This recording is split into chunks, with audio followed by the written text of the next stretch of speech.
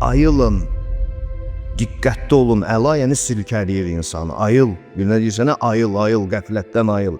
Ən qorxduğum şey iki xislətdir sizin üçün, ey insanlar. Bu iki şeydən çox qorxuram sizin üçün. Birinci, həvai nəfsinizlə tabe olarsınız ona. Bayaq dediyim söz.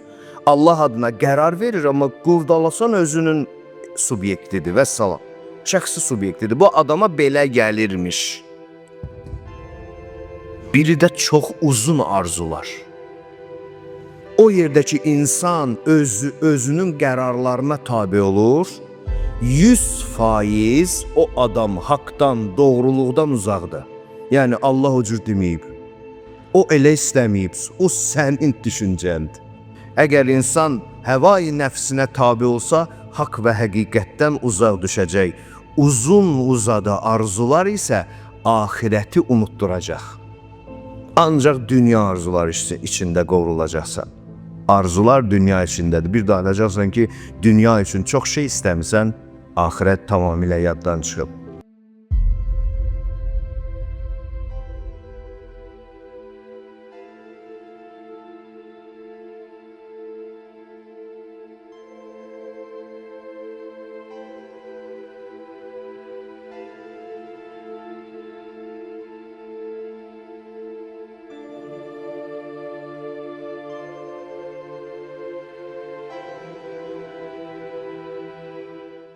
Əziz möminlər, danışan öncə özünə, sonra siz dəyərli möminlərə, bütün məsul insanlarımıza, əziz və doğma xalqımıza, millətimizə, elimizə, obamıza, Allah sevgisiyle, Allah qorxusuyla, halal və haramlara məsum höccətlərinin təyin etdiyi qaydalara əsasən ciddi şəkildə riayət etməklə və bir gün huzurunda dayanıb hər şey üçün hesab verəcəyimizi unutmadan yaşamağı, yaşatmağı, qurucu və yaradıcı bir insan olmağı və ömrümüzün qalan günlərində salih əməllərin sahibi olmağı arzu, dua, nəsihət və dəvət edirəm. Uca yaradan hamımızı bu yolda sabit qədəm qərar versin. Mövzumuz insan ruhunun, insan ağlının, beyninin və zehninin qidası olan və Əhl-i Beyt əleyhisselamın nəfəsindən süzülmüş və insanlarla paylaşılmış olan, nəticədə ilahi mərifəti insanın daxilində güclü eləyən elmin zərurətindən idi. Xatırlayırsınızsa, neçə cümələrdir artıq biz bu mövzuları vaxtımız qədər müzakirə edirik. Çünki insan ruhu insanın ölümsüz tərəfi sayılır. Yəni yoxa çıxmayan, parçalanmayan, hissələrə bölünməyən ruh insan həqiqəti hesab olunur. Həmin həqiqətin qidası məhz Allahın höccətinin insanlara buyurduğu və bölüşdüyü bilgilərdir. Elm və mərifət qabiliyyətidir. Təəssüf ki, dövrümüzdə insanlarımız bu həqiqətdən biraz uzaq düşüblər.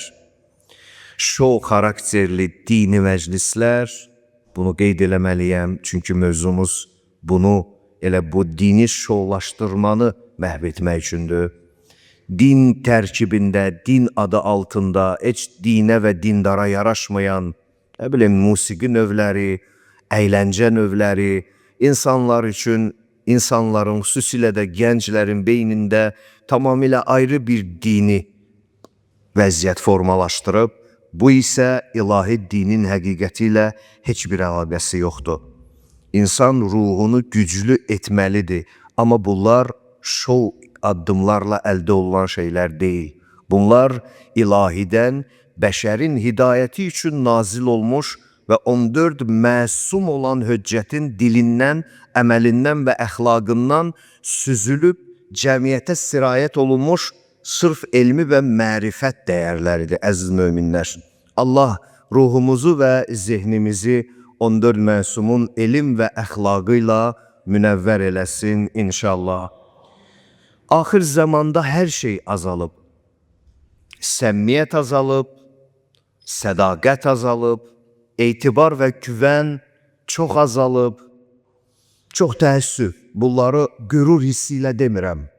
Səmimiyyət azalıb, əl çalaq. Xeyr, acı, kədər, təəssüf hissi ilə sizlə bölüşürəm. Çox təəssüf ki, yaşadığımız dövrdə bəzi və yaxud bir çox insani keyfiyyətlər azalıb. Azalan cədvəldəki, azalan göstəricilərdən biri də həqiqi din alimləri azalıb. Bugün bundan biraz danışacağıq. Axır zamanda ilahi elmlərlə məşğul olan və ilahiləşmiş həqiqi axirət qoxusu gələn din alimlərimiz də azalıb. Çox təəssüf. Demirəm yoxdur. Naümid və sıfır gözündə baxmaq olmaz. Var. Hər zamanda olub. Amma axır zaman olduğu üçün onun da göstəricisi, faiz nisbəti çox azalıb. Çünki nədənsə bu dövrün zahirdə dini alim qiyafəsində görünən insanlar öz dini dəyərləri ilə məşğul olmaqdan çox dinini dünyası üçün alət edən insanlar kimi görsənir. Elə görsənir bunlar. Məhşurluğa çox aşiqdilər. Xamxəyal düşüncələrə çox aşiq olublar. Dünya malına çox aşiq olublar. Mən demirəm olmasın dünya malı, amma bu qədər də olmaz. Başqa şeylərin həvəsi bunları bürüyüb deyənə heç dini elmlərində də o cür dərin bilgi sahibi deyirlər. Üzdən 2-3 şeyi öyrənməklə təki insanların məclislərini idarə eləsinlər. Bəs insanlar bu cür görsənir. Və bu insanın özünün verə biləcəyi 1-2% zahiri, eyni, illər keçsə də təkrar olunmuş cümlələr heç vaxt cəmiyyətin ruhunu böyüdə bilməz. Çünki hədəfi həqiqəti çatdırmaq deyil, həqiqətin adından şəxsi məqsədləri üçün istifadə eləməkdir. Sözüm kiməsə ağır gəlməsin. Mən ad çəkib ünvanlı bir şəkildə söhbət eləmirəm, ümumi müzakirə eləyirəm. Burada heç məzhəb fərqi də yoxdur. Burada sadəcə və sadəcə reallıqdan danışıram.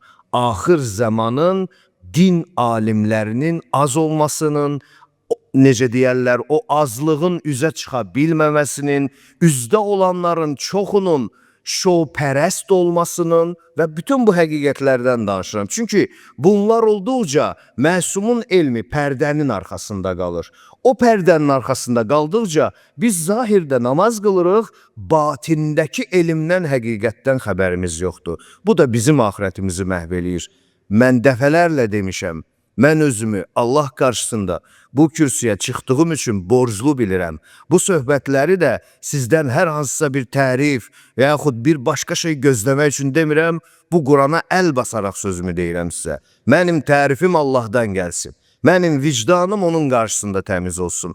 Yəni sizə nağıllar deyil, həqiqətləri bölüşməyə çalışıram. Özüm də bu etiqaddayam sona qədər. Bunun bir çox səbəbləri var. Mən bir cümədə bu səbəblərin sizə hamısını çatdıra bilmərəm. Mövzunu deyirəm və müəyyən hədisləri sizlə bölüşürəm, amma siz onu dərindən təhlil eləməyi özünüzdə borc bilin. Yəni, xüsusilə də indi baxırsan, nə bilim, internetlərdə hərəsi bir kameranı qoyub qabağa əhkam kəsir, nə bilim, Allah adına söz danışır, din danışır. Heç qurdalasan, xırdalasan, dərinə getsən, bu adamın özünə hələ öyrətmək lazımdır. Bunun hələ dindən xəbəri yoxdur. Başqa şeylərə əsaslanır. Dedim də, bəzi xamxəyal fikirlərə, bəzi təxəyyüllərə, bəzi boş mənasız, yəni ilahinin istəklərinin olmadığı şeyləri onun adına danışırlar və nəticə etibarıyla yanlış məbud təfəkkürü və məfkurəsi formalaşır insanda. Bax, bu böyük bir fəsaddır. Biz bu dünyaya bir dəfə gələcəyik, dostlar. İkincisi yoxdur. Hayıfdır ki, sənə Allah adına yanlış şeyləri inandırsınlar. Sən elə biləsən ki, bu doğrudan da ilahidəndir, amma o qəbir evində aylasan ki, heç ilahinin heç nə ilə əlaqəli deyilmiş bunlar. Boş söhbətlər imiş hamısı. Bu çox acı verər insana. Mən hər dəfə demişəm, Allah adına danışan və yaxud Allah adına istinad olunan bir ünvan var. Məsum ünvan. Qeyri-məsum kim sizə nə deyirsə, bilin ki, öz fikrini oxuyur sizə. Boş söhbətdir. Allah'ın dediği o değil. Allah o kadar büyük bir məbuddur. Bəzən insan elə düşünür ki, mənim egom, mənim məhdudiyyətim, mən bu cür düşünürəmsə, bəzən yox, çox vaxt insan belə düşünür, elə bilir ki, Allah da bu cür istəyir. Axı bilmir ki, Allah çox, onun baxışı çox ayrıdır. Onun nəzərində, dərgahında zaman tamamilə başqa bir şeydir. Onun nəzərində olan həyata, dünyaya, kainata, ölümdən sonra əbədiyyətə baxış tamamilə ayrıdır. Yəni, Allah'ın özünün təyin elədiyi ünvandan almadıqca özündən verdiyin qərarlar sadəcə öz qərarların olaraq qalacaq və bunun ilahi ilə heç bir əlaqəsi yoxdur. Və bu da səni aldadacaq. Həvai nəfs deyilən şey budur məhz. Yanlış Allah tanıma budur məhz. Bir daha xatırlatmaq istəyirəm. Tarix boyu insanları Allah adı ilə istismar eləyiblər. Allah adı ilə istismar eləyiblər, şeytan adı ilə yox. Allah adı ilə deyə nə qədər insan qırıblar tarix boyu. Allah belə istədi, elə dedi, belə otur, belə dur deyə nə qədər insanların malını, canını, ömrünü istismar eləyiblər. Başqa adla eləməyiblər ki, dostlar. Allah adı ilə eləyiblər də. Çünki Allah böyük olduğu qədər ayrı cür yozula biləcək bir sözün, bir məbudun adıdır. İstədiyin üçün yoza bilərsən o adı. Belə istədi, elə istədi. Ta ki onun məsumun sözünə istinad eləməyənə qədər. Niyə məsum? Çünki yaradan onları özü seçib. Biz yox. Seçki yolu ilə Peyğəmbər seçməmişik özümüzə. Səs verməklə 6-cı imam seçirik. Belə şey olmayıb. Allah Peyğəmbərinin dilindən qiyamətə qədər insanların hansı məsum imamlar olacaq hamısını deyib bizə. Peyğəmbər bir gün Əmirül-Möminin Mövlamıza buyurdu ki, alim deyilən statusa malik insanlar, ey Əli, bu dünyada 2 sinif olurlar. 2 sinifə mənsubdular. Mən alim dedikdə bütün elmi dərəcələri nəzərə alıram da, əvvəllər də demişəm, sonradan biz böldük dini elmlər, dünyavi elmlər, amma elmlərin hamısı Allah'tan xəbər verir. Bizi misal, fizika oxumamısan, elə bilirsən ki, fizikada Allah'dan heç nə yoxdur. Elə fizika oxusan, görərsən ki, çox şeylə, hər şey orada Allah'tan danışır. Kimya oxusan, görərsən ki, Allah nəyi necə yaradıb ki, bunu buna qatırsan, onu ona qatırsan, başqa bir şey olur. Biri zəhər olur, biri şəfa olur, biri məlham olur. Hamısı ilahi qüdrətindir. Bitkilərin elmi, heyvanların elmi, nə bilim, yer altındakı torpağın tərkibini bilmə, hamısı kainatda dövr eləyən nə varsa hamısı bir elmdir. Hər bir elm də Xaliqin qüdrətinin nişanəsidir. İnsan elmlə məşğul olduqda Xaliq böyüyər, özü kiçilər. Onda təzim eləyər, onda ciddiyə alar Allah'a. Yoxsa dedim də bu mahnı ilə, muhnu ilə, ora get, bura get, kliplə falanla Allah'a ciddiyə alma olmaz. Başqa şeylərdir bunlar. 2 dəstə, 2 sinif var. Rəculun alimun əxəzə bi ilmihi fəhaza nac. Mövla Resul-i Əkrəm sallallahu aleyhi və aleyh buyurdu ki, bunların birinci dəstəsi öz elmini əməldə icra eləyən, bildiklərini çatdıran, əməldə də onu tətbiq edən birinci sinifə aid olan alimlər dəstəsidir. Bunlar nicat tapmış insanlardır. Yəni, qurtulmuş, cənnət qazanmış, dünya çirkabından səadət əldə eləmiş və kimsə bunlara da diqqətlə qulaq asarsa, onlar da onun ardıca gedər. Bu birincidir. Və alimun tarikun li elmihi fəhaza halik. İkinci dəstə tam tərsinədir. Oxuyurlar, öyrənirlər, sonra öyrəndiklərini əməl eləmirlər, tərk eləyirlər bilgilərini. Bax, bunlar həlak olmuş insanlar. Bunların əzabı da ağır olacaq. Bəzi hədislərdə qeyd olunur ki, cahil insanın 70 günahı əfv olunana qədər, alimin bir günahı hələ keçilməyəcək onun üstündə. Çünki sən bilə-bilə bunu eləmirsən. O cahil idi, bilmirdi, xəbəri yox idi, biçarə. Onun hardasa güzəşt eləyərik. Bilməmək özü bir güzəştdir. Əgər bilməməkliyi sabit olsa, tənbəlliyindən də sair səbəblərdən deyil, təbii səbəblər, real səbəblərdən bu bilməyib, bəli, ona güzəşt olunacaq. Amma alimin bir günahı bağışlana qədər, cahilin 70 günahı əfv olunlar gedər. Çünkü sen bilirdin ay biçare. Sen bilirdin. Sen bilirdin ki bu değil, bu budur. Niye bunu elə haramı halal elədin, halalı haram elədin? Bu indikilere de aitti. Kim geldi size dedi ki Əhl-i Beyti musiki aletleriyle okumak halaldır. Bunu kim dedi size? Kim dedi bunu size? Hani bunun senedi? Harda deyip bunu? Niye bəs bütün günü özünə Əhl-i Beytçi diyenler her musiki aletiyle İmam Peygamber okuyurlar? Kim elədi bunu? Danışan yok, diyen yok, tənqid eləyən yok, eyib tutan yok. Gedir molla da oturur orada, o birisi de gelir oturur burada. Hacı, macı, o, bu, hamısı. Kim dedi bunu size? Kim dedi ki Emirül Müminin aleyhisselamın nur adını aletle ifa eləməyin problemi yoktu, halaldı. Sen bunu bilirdin. Yaxşı bilirsən bu haramdır. Yaxşı bilirsən bu olmaz ama tərk elədin elmini. Dünya həvəsinə görə, bir toplumun nəyinəsə görə müğənni olmaq istəyirsən, get müğənni ol da Əmirəl Möminin əleyhissalamı niyə alət edirsən? Niyə onun ciddiyyətini zədələyirsən? Niyə xanım Fatimə-i Zəhra salamullahi aleyhanın o əzəmətli xanım ciddiyyətini əzirsən, zədələyirsən? Mən bunu bir misal olaraq vururum ama çox şeylər var, çox şeylər sizə deyə bilərəm.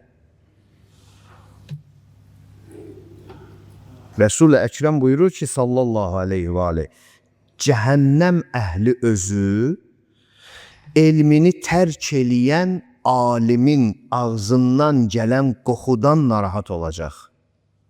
Bu Resul-i Ekrem'in sözüdür. O alim ki özünü alim bilib, cəmiyyət ona alim deyib, alim olarak onu başda əyləşdirib, boğulub, o elmini terk eləyə insanlara ki yanlış şeyler öyrədib, onun özünün cehennemden, nefesinden pis koku, özü cehenneme gidecek hiç. Helak olup, helak edip, özünün nefesinden çok pis koku gelecek, cehennem ehlini əlavə olarak o koku narahat eləyəcək buyurur. Bu Resul-i Ekrem'in sözü sallallahu aleyhi ve aleyh. Cehennem ehlinin en şiddetli peşmanlığı ve həsrətini çəkən bu alimlər olacaq. Bilirsiniz səbəb nədir? Danışırdı, bağ belə, bostan belə. Xalq ona qulaq asıb itayət edib cənnəti qazanıb, amma bunun özünü cəhənnəmə aparırlar. Bax, o günü, o insanın çəkdiyi peşmanlıq yerə göyə sığmaz onun böyüklüyü. Allah uzaq eləsin ilahi. Mən birinci gün bu minbərə, bu kürsüyə çıxanda Allahla əhdi bağlamışam özümlə. Əgər bu dilimdən yanlış şey çıxacaqsa, bu insanlara nə gəldi, boş xam xəyal şeylər danışacağımsa, ya ölümü ver mənə, yaşatma məni, ya da ki heç məni burada eləmə, gedim fəhlədən, tacirdən, sürücüdən, bir şeydən işləyim, həyatımı yaşayım. Yox, əgər məni burada layiq bilirsənsə, buradan da çıxan sözlərimi qurban olum sənin əzəməti və şahidsən özü. Elə ilə ki, buradan düz sözlər çıxardım denizsə. Düz sözləri. Bu sözləri dediyim üçün bəzi insanların məndən xoşu gəlmir, gəlməsin. Bu sözləri bəzi ruhanilərə vaxtı zamanında bir yerdə hardasa görüşəndə demişəm deyənə onların acığı gəlir məndən. Gəlməz, xoşu gəlməz. Demək lazımdır. Sən dünya malına görə, bərbəzəyə görə, özünün hər cür bir bərbəzəyə vurmağa görə Allah'ın halalını haram eləyirsən, haramını halal eləyirsən, mən də susum, susmuram. Sən sus, özün bilərsən, mən susmuram. Belə edirsək ki, Peyğəmbəri ciddiyə alan yoxdur. Belə edirsən ki, imamı ciddiyə alan yoxdur. Belə işlərlə məşğul olursunuz ki, yerin, göyün sahibinin höccətlərinin anasını, Həzrəti Zəhra salamullahi aleyhanı heç kim belə o cür əzəmətlə qarşılamır, qəbul eləmir. Belə edirsiniz ki, insanların dini dəyərlərə ciddiyyəti azalır da bəs. Ayılın. Diqqətli olun, əla yəni silkəliyir insanı. Ayıl, birine deyirsənə ayıl, qəflətdən ayıl. Əla. İnnə əxvəfə ma əxafu aleykum. Xislətan. Ən qorxduğum şey iki xislətdir sizi üçün ey insanlar. Bu iki şeydən Çox qorxuram sizin üçün. Yəni bu iki şey səbəb olar ki, siz dünyanızı da, axirətinizi də darmadağın eləyə bilərsiniz. Nədir onlar? Mövla buyurur, birincisi budur. İttibaul həva və tulul əməl. Birinci həvai nəfsinizlə tabi olarsınız ona. Bayaq dediyim söz. Allah adına qərar verir, amma qurdalasan özünün subyektidir və salam. Şəxsi subyektidir. Bu adama belə gəlirmiş. Biri də çox uzun arzular. Biri də çox uzun uzadı arzular. Görün bu iki şey nəyə səbəb olur? Əmma ittibaul həva fəyəsuddu ənil haqq. O yerdəki insan özünün qərarlarına tabi olur. 100% o adam haqdan, doğruluqdan uzaqdır. Yəni Allah o cür deməyib. O elə istəməyib. O sənin düşüncəndir. O sənin qərarın, o sənin subyektindir. Sən nə boydasan ki, dəfələrlə demişəm, gözün nə qədər görə bilir, qulağın nə qədər eşidə bilir, burnun nə qədər qoxu duya bilir, sən kainatı nə qədər əhatə eləyə bilirsən ki, ay biçarə, özünün həvai nəfsini də yol bilirsən, xüsusən də yaradana gedən yol bilirsən, yaradana gedən yolu yaradan özü qərar verib.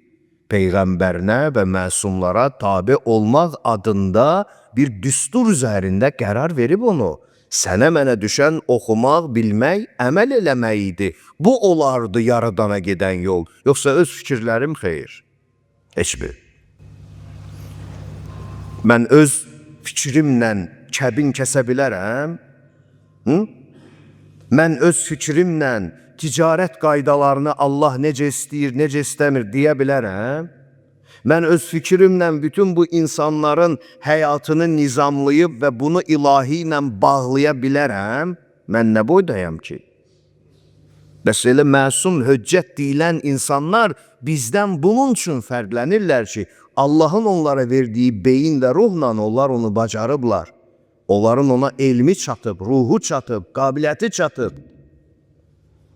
Qurban olsun mənim bu günahkar canım, onların hamısının pak ruhuna. Ruhları bizə duaçı olsun. Əgər insan həvai nəfsinə tabi olsa, haqq və həqiqətdən uzaq düşəcək. Uzun uzadı arzular isə ahirəti unutturacaq. Ancaq dünya arzular içində qovrulacaqsan. Arzular dünya içindədir. Bir də alacaqsan ki, dünya üçün çox şey istəmirsən, ahirət tamamilə yaddan çıxıb. İmam Cəfər Sadiq əleyhissalamdan bir hədis oxuyuram. Davam eləyirik. Mövlamız buyurur ki, Əl-alimu İzə rəeytum əl-alimə muhibbən lid-dunya. Onda ki, gördünüz bir alim dünya məhəbbətinin əsiri olub. Onda ki, gördünüz bu alim dünya məhəbbətinin əsiri olub. Onu necə seçərsən? Bax, gör elə bu dünyavilərin tayıdıb, bil ki, odur da. Dünya istəyir bu adam.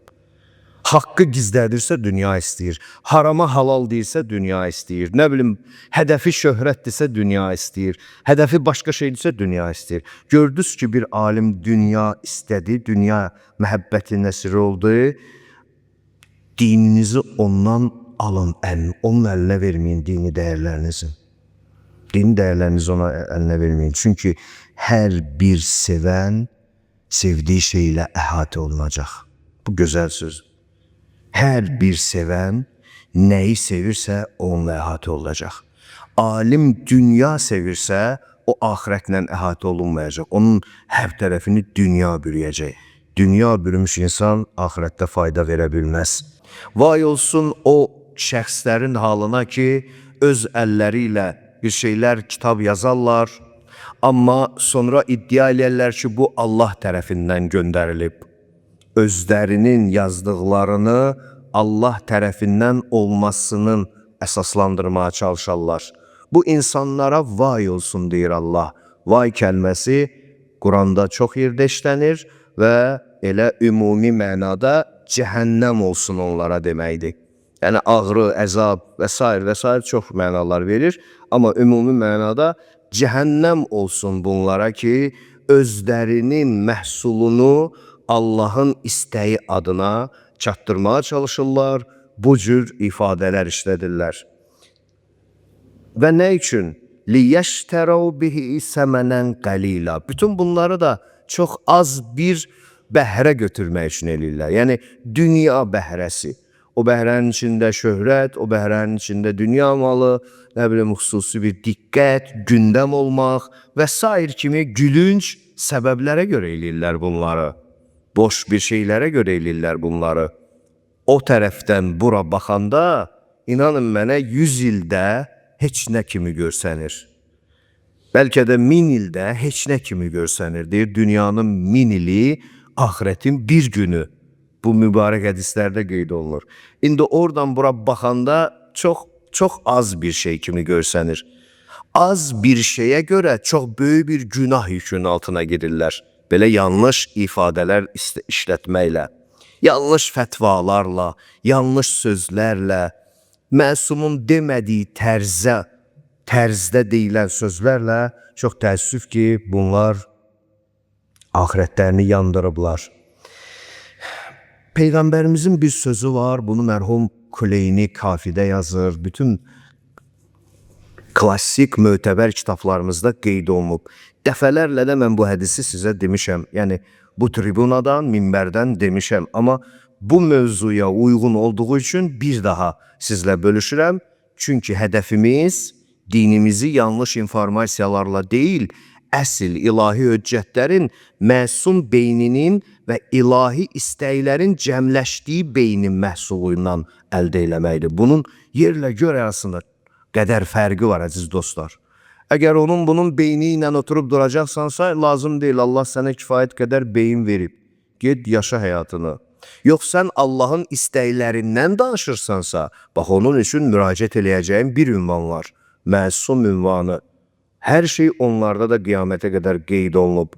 Kiminsə yeni bir düşüncəsinə, kiminsə yeni bir yanaşmasına ehtiyac yoxdur. Bəli, alim ən yaxşı halda o cümlələri bizə şərh edə bilən insana deyirik, açıqlayan insana deyirik. Misal, gəlir bir nəfər imamdan sual edir ki, namazda 95 təkbir var, Allahu Əkbər. 95 təkbir var gündəlik namazın içində. Bunu mən anlamıram. Alimin borcudur, izah eləsin ki, bax qardaş, gecə namazı 11 rəkət, 17 rəkət vacib namaz, canım sizə desin, hər namazın nafilələri, üstə gəl, o, bu, vur, çıx, böl, üstə gəl, oldu 95 təkbir. Bu izahdır, bu şəxsi rəyi ilə nəsə demək deyil. Bu mübarək xəbərin şərhidir, bəyanıdır. Elə alimin işi budur. Öz fikrini din adına demək deyil onun fikri. Onun işi yalnız mübarək sözləri bilirsə, alimdirsə, onu şərh etməkdir, bəyan etməkdir, onu insanlara çatdırmaqdır. Bunlar çox incə bir şeylərdir, dostlar. Hər insan bu incəliyin fərqində tuta bilmir. Hər insan, hələ axır zaman namaz qılanları, üz-üzdən iraq.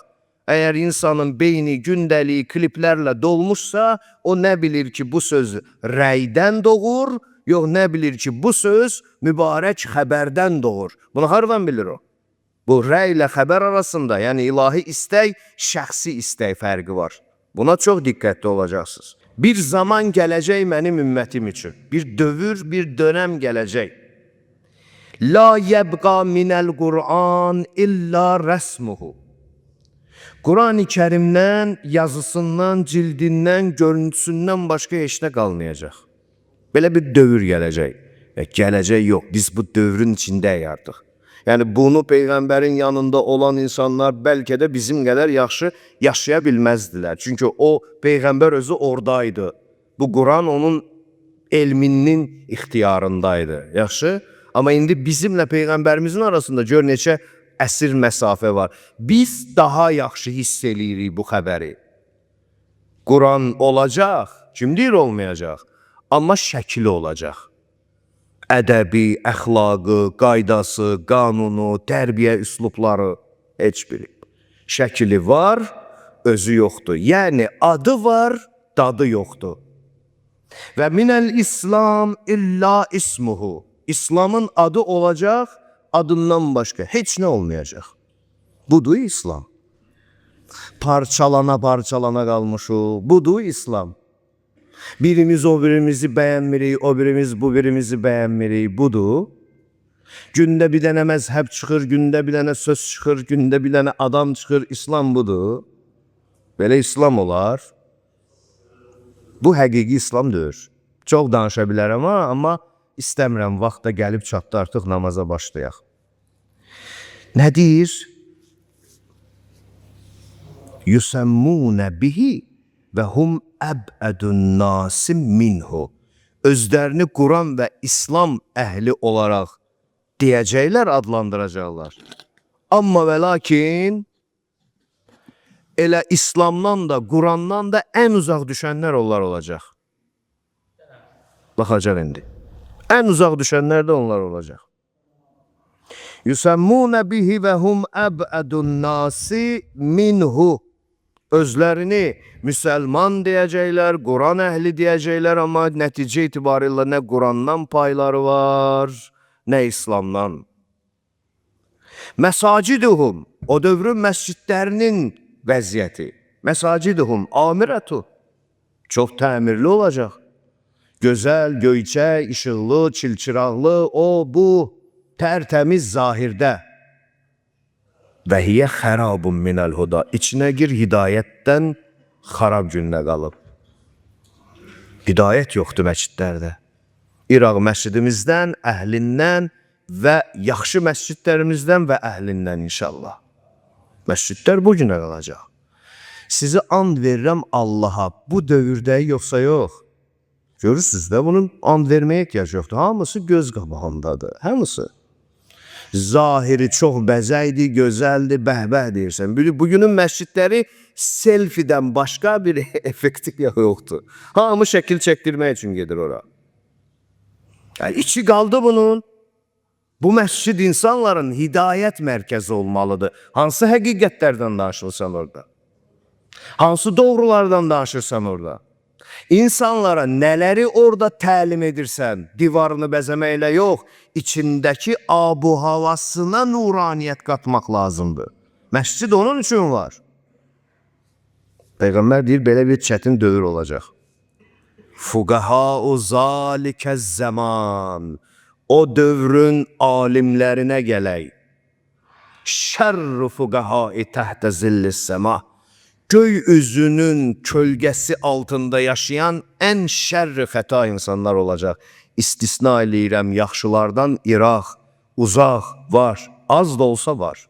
Allah olanlara bərəkət versin. Minhum xərəcətil fitnə və ileyhim təud. Fitnə deyilən şey elə onlardan çıxacaq. Onların sözlərindən. Biri deyəcək otur, biri deyəcək qalx. Biri deyəcək haramdır, biri deyəcək halaldır. Biri deyəcək bugün olsun, biri deyəcək sabah olsun. Bu yazıq biçarə insan nə bilsin ki, kim düz deyil, kim səhv deyil, hansına qulaq assın, hansına qulaq asmasın. Sizin üçün bir dənə tərəzi qoyub Peyğəmbər Əkrəm. Quran və Əhl-i Beytimin vəhdəti. Kimin sözü onların dediyidirsə, özündən yox, onların dediyisə doğru olan odur. Başqasını heç cür mümkün olmaz. Və əziz dostlar, İmam Baqir əleyhissalamın bir sözüdür, Zürarə İbn Əyun, Allah məqamını uca eləsin. Bax, həmin o kişilərdəndir ki, bu Zürarə, onun bunun fikri ilə din yaşamadı. Yalnız Allahın nur höccətlərinə tabi oldu.